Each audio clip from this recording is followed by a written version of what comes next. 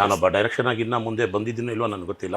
But Darshan sir ಇವತ್ತು ನಿಜವಾಗ್ಲೂ ಕನ್ನಡಿಗರಿಗೋಸ್ಕರ cinema ಮಾಡಿದ್ದಾರೆ ಸರ್. ಅದನ್ನ ನಾನು ಆ ಗೆಲುವು ನೋಡಿ ಸರ್, ಕನ್ನಡಿಗರು ಗೆಲ್ಸಿದ್ದು. ನೀವು ಹಳಬರು ಬೆಳೆದಿದ್ದೀರಾ, ಹೊಸಬ್ರನ್ನ ಬೆಳೆಸಿ. ಬೆಳೆಸಕ್ಕಾಗಿಲ್ವಾ ಬಿಟ್ಬಿಡಿ, ತುಳಿಯಕ್ಕಂತೂ ಹೋಗ್ಬೇಡಿ ಸರ್. ಜೊತೆಲಿ ಹಿಂಗೆ ಜೊತೆ ಅಂದ್ರೆ ಅವ್ರು ಎಂತ ಒಳ್ಳೆ ವ್ಯಕ್ತಿತ್ವ ಅಂದ್ರೆ ಸರ್, ಇವಾಗ್ಲೂ ಹಂಗೆ ಇದೆ. ಸಿನಿಮಾಗಳಿಂದ ಬೆಳೆದೆ ನೋಡಿ, ಕನ್ನಡ ಸಿನಿಮಾ ಮಾಡಿ ಕನ್ನಡಿಗರಿಗೆ ಗೆಲ್ಸ್ಬಿಟ್ರದು. ಅದು ಸರ್, ಅದು ಸರ್ವ್ ಮಾಡಿದ್ರಲ್ಲ ದರ್ಶನ್ ಸರ್, ಅವ್ರಿಗೆ ಎಷ್ಟು ಹ್ಯಾಟ್ಸ್ ಆಫ್ ಹೇಳಿದ್ರು ಸಾಧ್ಯ.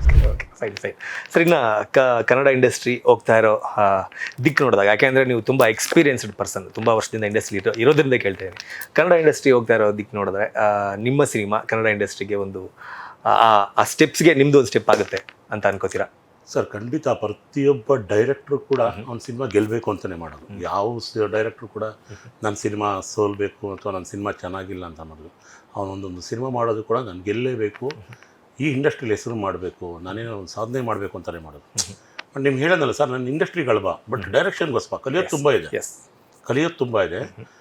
ನಾನು ಮಾಡ್ಬಿಡ್ತೀನಿ ಅನ್ನೋದಕ್ಕಿಂತ ಡೈರೆಕ್ಷನ್ ಮಾಡಬೇಕಾದ್ರೆ ಎಷ್ಟು ಕಷ್ಟ ಅನ್ನೋದು ನನಗೆ ಗೊತ್ತಾಯ್ತು ಸರ್. ಡ್ಯಾನ್ಸ್ ಮಾಸ್ಟರ್ ನಿಭಾಯಿಸ್ಬಿಡ್ತೀನಿ ಬಟ್ ಹೇಳಿದ್ದು ಸರ್, ಕನ್ನಡದಲ್ಲಿ ಇವತ್ತವರೆಗೂ ಕಂಟೆಂಟ್ ಇರುವಂಥ ಸಿನಿಮಾಗಳು, ಒಳ್ಳೆ ಸಿನಿಮಾಗಳು ಸೋತಿಲ್ಲ ಸರ್. ಯಾವುದೇ ಸಿನಿಮಾ ತಗೊಳ್ಳಿ, ಉದಾಹರಣೆ ಏನಾದ್ರು ಹೆಸರು ಹೇಳ್ಕೊಳ್ಳೋದು ಬೇಡ, ರೀಸೆಂಟ್ ಆಗಿ ಒಂದು ಎಕ್ಸಾಂಪಲ್ ತಗೊಂಬೋಣ, ಕಾಟೇರ ಸರ್. ಅದ್ರ ಬಗ್ಗೆ ನಾವು ಮಾತಾಡೋಕ್ಕಾಗಲ್ಲ ಸರ್. ಅದು ಸರ್ ದರ್ಶನ್ ಸರ್ ಜೊತೆ ಸರ್ ಅವ್ರ ಫಸ್ಟ್ ಪಿಕ್ಚರ್ ಇಂದ ಕಲಾಸಿಪಳ್ಳಿವರೆಗೂ ಗ್ರೂಪ್ ಡ್ಯಾನ್ಸ್ ಮಾಡಿದ್ದೀನಿ ಸರ್ ನಾನು. ಗ್ರೂಪ್ ಡ್ಯಾನ್ಸಲ್ಲಿ ಮಾಡಿದ್ದೀನಿ. ಪ್ರತಿ ಸಾಂಗಲ್ಲೂ ನಾನು ಇದ್ದೇ ಇರ್ತಾ ಇದ್ದೆ. ಅವ್ರ ಬಗ್ಗೆ ಎಲ್ಲ ಅವರು ಮೇರು ಪರ್ವತ ಅಂತಾರಲ್ಲ, ಕಂಟೆಂಟ್ ಅಂತ ಬಂದ್ರೆ ಹೊಸ ಕಂಟೆಂಟ್ ನೋಡಿ. ನಾವು ಹೇಳ್ತೀವಿ ಸರ್, ದರ್ಶನ್ ಸರ್ ಮಾಡಿದ್ರು ಗೊತ್ತಾ ಸರ್, ಕನ್ನಡಕ್ಕೋಸ್ಕರ ಸಿನಿಮಾ ಮಾಡಬೇಕು ಅಂತ ಸರ್. ಹಂಗೆ ಮಾಡಬೇಕು ಸರ್. ಆವಾಗಲೇ ನಮ್ಮಂಥ ವರ್ಕರ್ಸ್ಗಳು, ನಮ್ಮ ಕಾರ್ಮಿಕರು, ನಮ್ಮವರು ನಮ್ಮತನ ಉಳ್ಕೊಳ್ಳೋಕೆ ಸಾಧ್ಯ ಸರ್. ಅದನ್ನು ನಾನು ನೇರವಾಗಿ ಹೇಳ್ತೀನಿ. ನಾನೊಬ್ಬ ಡೈರೆಕ್ಷನ್ ಆಗಿ ಇನ್ನ ಮುಂದೆ ಬಂದಿದ್ದೀನೋ ಇಲ್ವೋ ನನಗೆ ಗೊತ್ತಿಲ್ಲ. ಬಟ್ ದರ್ಶನ್ ಸರ್ ಇವತ್ತು ನಿಜವಾಗ್ಲೂ ಕನ್ನಡಿಗರಿಗೋಸ್ಕರ ಸಿನಿಮಾ ಮಾಡಿದ್ದಾರೆ ಸರ್. ಅದನ್ನ ನಾನು ಆ ಗೆಲುವು ನೋಡಿ ಸರ್, ಕನ್ನಡಿಗರು ಗೆಲ್ಸಿದ್ದು. ಇನ್ಮೇಲೆ ಅದೇ ಥರ ಆಗ್ಬೇಕು ಸರ್. ಸರ್ ನೀವು ಮಾಡ್ತೀರಾ, ನೀವು ಪ್ಯಾನ್ ಇಂಡಿಯಾ ಮಾಡ್ತೀರಾ ಸರ್. ನಾನು ಸೌತಲ್ಲಿ ನಾನು ಪಂಚಾಯತ್ ಕೊಡ್ತೀನಿ, ಅಲ್ಲೆಲ್ಲೋ ನಾರ್ತಲ್ಲಿ ಯಾವುದೋ ಒಂದು ಹಾಕ್ಕೊಂತಾರೆ ಜುಬಾಕ್ ಅಂತಾರೆ. ನೀವು ಸೌತ್ ಡ್ರೆಸ್ ಹಾಕೋಬಿಟ್ಟು ನಾರ್ತದ್ ಮಾಡ್ತಾ ಇರ್ತೀರಿ, ಹೆಂಗೆ ಸರ್ ಒಪ್ಪುತ್ತೆ?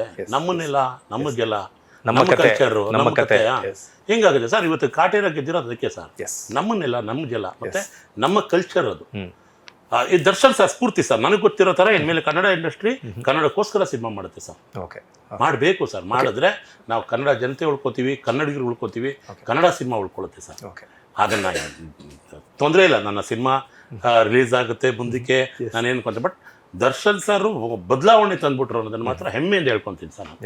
ಅದನ್ನ ನಾನು ಪ್ಯಾನ್ ಇಂಡಿಯಾ ಸಿನಿಮಾಗಳಿಂದ ಬೀಳಿದೆ. ಹೌದು, ಪ್ಯಾನ್ ಇಂಡಿಯಾ ಸಿನಿಮಾಗಳಿಂದ ಬೀಳಿದೆ ನೋಡಿ. ಕನ್ನಡ ಸಿನಿಮಾ ಮಾಡಿ ಕನ್ನಡಿಗರಿಗೆ ಗೆಲ್ಸ್ಬಿಟ್ರದು. ಅದು ಸರ್, ಅದು ಸರ್ವ್ ಮಾಡಿದ್ರಲ್ಲ ದರ್ಶನ್ ಸರ್, ಅವ್ರಿಗೆ ಎಷ್ಟು ಹ್ಯಾಟ್ಸ್ ಆಫ್ ಹೇಳಿದ್ರು ಸಾಧ್ಯ ಸರ್. ತುಂಬಾ ಅದರಿಂದ ನೋಡಿದಿರಿ ನೀವು ಸರ್, ಜೊತೆಲಿದ್ದು ಸರ್. ಯಾಕಂದ್ರೆ ಇವಾಗ ಹೇಳಕ್ ಹೋದ್ರೆ ಅದು ಬೇರೆ ತರ ಇದೆ ಸರ್. ಅದು ಸರ್ ಜೊತೆಲಿ ಹಿಂಗೆ ಜೊತೆ ಅಂದ್ರೆ ಅವ್ರು ಎಂತ ಒಳ್ಳೆ ವ್ಯಕ್ತಿತ್ವ ಅಂದ್ರೆ ಸರ್, ಇವಾಗ್ಲೂ ಹಂಗೆ ಇದೆ ಸರ್. ಪ್ರತಿ ಡಾನ್ಸರ್ಸ್ನವರ ಮಾಸ್ಟರ್ ಅಂತಾನೆ ಮಾತಾಡ್ತಾರೆ, ಹೇಳಿ ಮಾಸ್ಟರ್ ಅಂತಾನೆ ಮಾತಾಡ್ತಾ ಇದ್ರು. ಅವ್ರು ಯಾವತ್ತೋ ಒಬ್ಬರನ್ನ ಹೆಸರು ಹಿಡಿದು ಕರೆದವರಲ್ಲ, ಏನಿಲ್ಲ. ಮಾಸ್ಟರ್ ಅಂತ ತುಂಬಾ ಸಿನಿಮಾ, ಹೆಚ್ಚು ಕಡಿಮೆ ಒಂದು 10-15 ಸಾಂಗ್ ಅವ್ರ ಜೊತೆಲಿ ಮಾಡಿದ್ದೀನಿ ಸರ್. ಅದು ಒಂದು 10-15 ಸಿನಿಮಾ ಮಾಡಿದ್ದೀನಿ. ಅದು ಕಲಾಸಿಪಳ್ಳಿ ತನಕನೂ ಮಾಡಿದ್ದೀನಿ ಸರ್. ಅವ್ರ ಬಗ್ಗೆ ತುಂಬ ಹತ್ತಿರದಿಂದ ನೋಡಿದ್ದೀವಿ. ಆಮೇಲೆ ಅವರು ನಮ್ಮನ್ನು ನಡೆಸ್ಕೊತಾ ಇದ್ದಿದ್ದ ರೀತಿ ಜಾಸ್ತಿ ಮೈಸೂರಲ್ಲೇ ಶೂಟಿಂಗು, ಸಂದೇಶ್ ಪ್ರಿನ್ಸ್ ಅಲ್ಲೇ ನಮ್ಮದು ರೂಮು ಸರ್. ನಮ್ಮನ್ನು ಡಾನ್ಸರ್ಸ್ ಥರ ಟ್ರೀಟ್ ಮಾಡ್ತಾರಲ್ಲ ಸರ್, ಫ್ರೆಂಡ್ ಥರ ಟ್ರೀಟ್ ಮಾಡ್ತಾ ಇದ್ರು. ಅದ್ರ ಬಗ್ಗೆ ಎಲ್ಲ ಮಾತಾಡೋದೇ ಆಗಿಲ್ಲ ಸರ್. ಅವ್ರ ಜೊತೆ ಇದ್ದಿದ್ದಕ್ಕೂ ಇವತ್ತು ಅವರು ಕನ್ನಡಕ್ಕೋಸ್ಕರ ಮಾಡಿದ್ರು ನೋಡಿ ಸರ್ ಆ ಸಿನಿಮಾ. ಅದು ಇಂಡಸ್ಟ್ರಿನ ಇನ್ನೊಂದು ಏನಂತಾರಲ್ಲ ಸರ್, ಇನ್ನೊಂದು ನೋಡಿ ತೋರಿಸಿದ್ದಾರೆ, ಈ ದಾರಿಲಿ ಹೋಗ್ಬೇಕು ಅಂತ ಮಾಡಿ ತೋರಿಸಿದ್ದಾರೆ ಸರ್. ಅದೊಂದು ಅವ್ರ ಬಗ್ಗೆ ಇನ್ನೊಂದ್ಸರಿ ಒಂದು ಹ್ಯಾಟ್ಸ್ ಆಫ್. ನಿಮ್ಮ ಕಣ್ಣಲ್ಲಿ ನೀರು ತುಂಬ್ಕೊಂಡ್ಬಿಡ್ತು. ಸರ್ ನಿಜವಾಗ್ಲೂ ಹೇಳ್ತೀರ. ಯಾಕಂದ್ರೆ ಕನ್ನಡ ಸಿನಿಮಾ ನೋಡೋರೇ ಇಲ್ಲ ಸರ್, ಇವತ್ತು ನೋಡೋರೇ ಇಲ್ಲ, ಹಂಗಾಗ್ಬಿಟ್ಟಿದೆ. ಅದೆಲ್ಲ ಒಂದ್ ಕಡೆ ನೋವಾಗ್ಬಿಡುತ್ತೆ ನಮ್ಗೆ.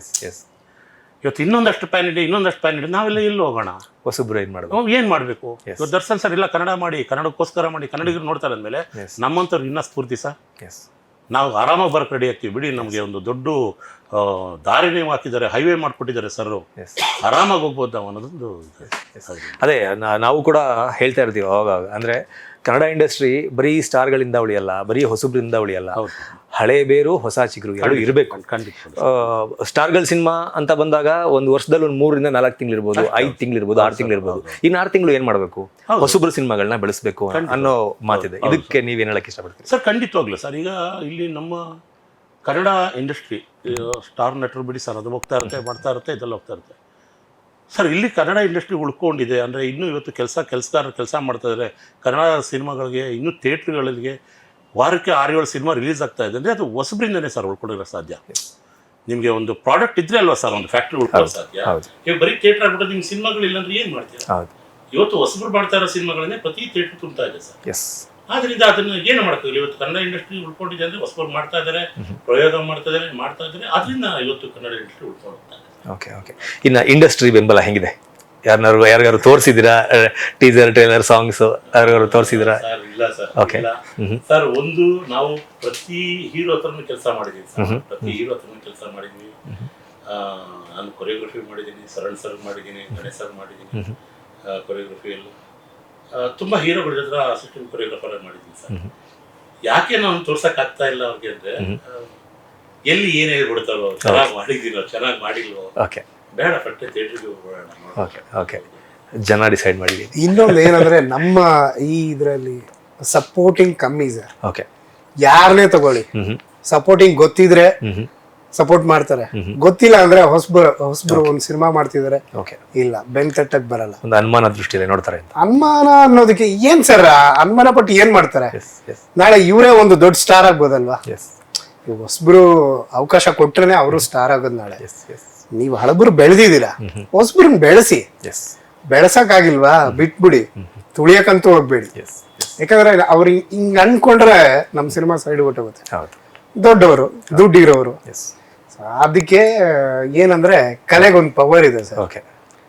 ಈ ತರ 10 ಜನ ನಮ್ಮನ್ನ ಸೈಡ್ಗೆ ಹಾಕಿದ್ರು 11ನೆಯವ್ರು ಬರ್ತಾರಂತೆ ನಮ್ಗೆ ಕೈ ಹಿಡಿಯೋಕೆ. ಸೊ ನಾವು ನಂಬಿರೋ ದೇವ್ರನ್ನ ಸರ್.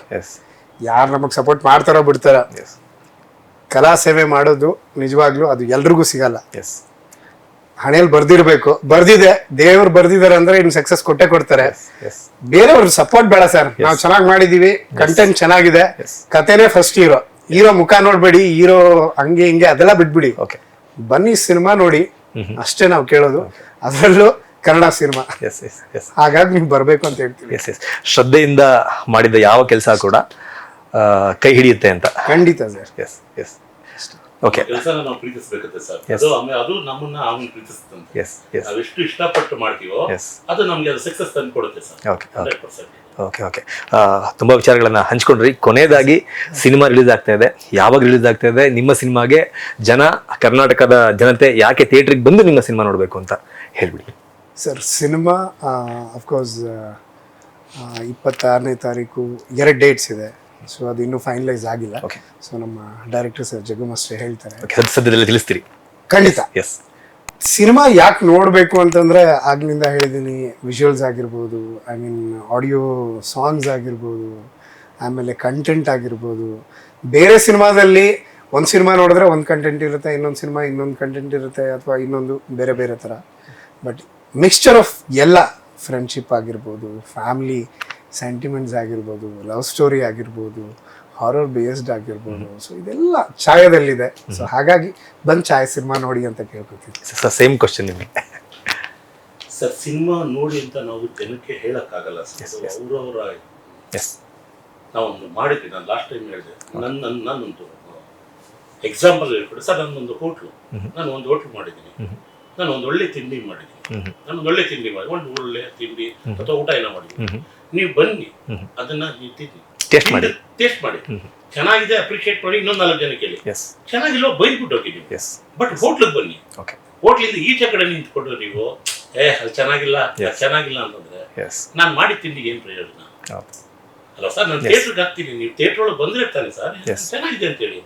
ನಾನು ಮೊನ್ನೆನೂ ಅದೇ ಹೇಳಿದೆ. ಇವತ್ತು ಡೈರೆಕ್ಟರ್ಗಳು ಬಂದ್ಬಿಟ್ಟು ಇವತ್ತು ನಮ್ಮಂತ ಹೊಸಬ ಡೈರೆಕ್ಟರ್ ಅವ್ರಿಗೆ ಹೇಳಿದೆ, ಎಲ್ಲೋ ಯಾವ್ದೋ ಆಫೀಸಲ್ಲಿ ಕುತ್ಕೊಂಡು ಟೇಬಲ್ ಕುತ್ಕೊಂಡು ಹೆಂಗೆ ಹೋಗ್ತಾ ಇತ್ತು ನನ್ನ ಸಿನಿಮಾ ಅಂತ ಕೇಳೋರು ಯಾರು ಇಲ್ಲ. ಇವತ್ತು ಆ ಗೇಟ್ ಮುಂದೆ ಕೈ ಕಟ್ಕೊಂಡು ನಿಂತಿರ್ಬೇಕು.